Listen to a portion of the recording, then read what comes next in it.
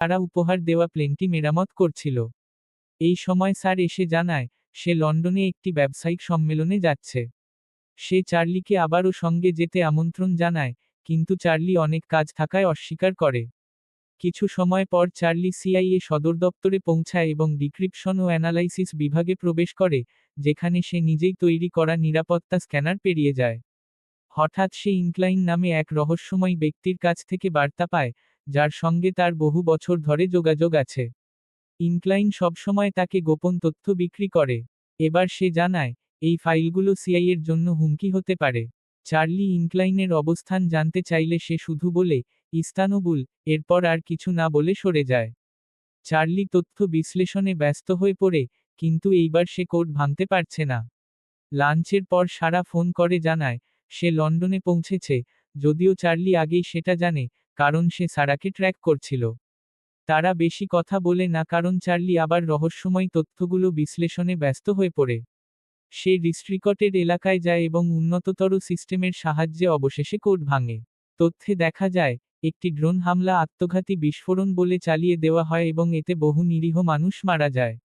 এই গোপন অপারেশনটি তার মোর আয়োজন করেছিল। রাতে চার্লি সারাকে ফোন করে কিন্তু উত্তর পায় না। পরদিন অফিসে গিয়ে দেখে মোর তাকে অপেক্ষা করছে। মোর তাকে নতুন ডিরেক্টর ও ব্রায়ানের কাছে নিয়ে যায়, যিনি জানায়, লন্ডনের একটি হোটেলে সন্ত্রাসী হামলায় সারা নিহত হয়েছে। চার্লি বিশ্বাস করতে চায় না, কিন্তু টিভি রিপোর্ট ও সিসিটিভি ফুটেজ সে ঘটনাটি দেখে নিশ্চিত হয়। বাড়ি ফেরার পর সে গণমাধ্যমের ভিড়ে পড়ে, এক বন্ধু তাকে নিরাপদে বাড়ি থেকে বের করে। এরপর চার্লি নিজেই তদন্তে নামে।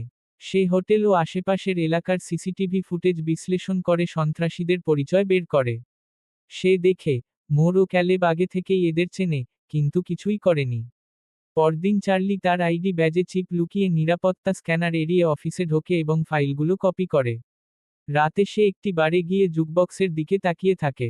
পরদিন আবার সে মোর ও ক্যালেবকে ফাইল দেখিয়ে জানায়, যদি তাকে থামানো হয়, সে সব তথ্য সংবাদমাধ্যমে ফাঁস করে দেবে। সে তার জন্য ফেক পাসপোর্ট, নগদ টাকা, অস্ত্র এবং সারার হত্যাকারীদের তথ্য দাবি করে। মোর সন্দেহ করে এটি একটি ব্লাফ, কিন্তু ক্যালেব বলে ঝুঁকি না নেওয়াই ভালো।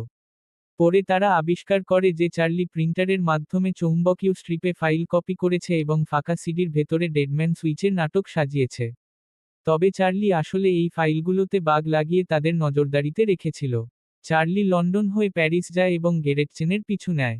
তার অ্যাপার্টমেন্টে গিয়ে সার্চ করে এবং অস্ত্র খুঁজে পায়। পরে সে হাসপাতালে গিয়ে তাকে অ্যালার্জি দিয়ে জেরার চেষ্টা করে, কিন্তু গেরেটচেন পালিয়ে যায় এবং রাস্তায় দুর্ঘটনায় মারা যায়। হেন্ডারসন পেছনে লেগেই থাকে, কিন্তু চার্লি বোমা দিয়ে পালিয়ে যায়। এরপর সে ইনক্লাইনের সঙ্গে দেখা করতে তুরস্ক যায়। ইনক্লাইন একসময়কার এক সিআইএ হ্যাকার, যার স্বামী খুন হয়। তারা একসঙ্গে তদন্ত চালিয়ে যায়, গেরেটচেন, লরেন্স ও হোর্স্টের তথ্য খুঁজে বের করে। মাদ্রিদে চার্লি মিশকা নামে একজনকে খুন করে এবং হেন্ডারসনের হাত থেকে পালিয়ে যায়। এদিকে সিআইএ বুঝে ফেলে ইনক্লাইন মারা গেলেও তার স্ত্রী এখন তার নাম ব্যবহার করছে। সিআইএ ইনক্লাইনের বাড়িতে হানা দেয়, কিন্তু চার্লি ও ইনক্লাইন পালিয়ে যায়। পালাতে গিয়ে ইনক্লাইন আহত হয়ে মারা যায়। চার্লি লরেন্সকে হত্যা করে হোর্স্টের অবস্থান বের করে। সে হোর্স্টের ইয়ট হ্যাক করে ফিনল্যান্ড নিয়ে যায় এবং ফিনিশ নেভি এসে হোর্স্টকে ধরে। পরে ও ব্রায়ান জানায়, সিআইএর ভেতরের দুর্নীতিগ্রস্ত এজেন্টরা ধরা পড়েছে। হেন্ডারসন এসে চার্লিকে জানায় সে গর্বিত। সবশেষে চার্লি সারার কবর জেয়ার্ত করে এবং অবশেষে সেই প্লেন নিয়ে উড়ে যায় যা সারা তাকে উপহার দিয়েছিল। সাবস্ক্রাইব করতে ও নোটিফিকেশন অন করতে ভুলবেন না, যাতে এরকম আরও ভিডিও পেতে পারেন। ধন্যবাদ।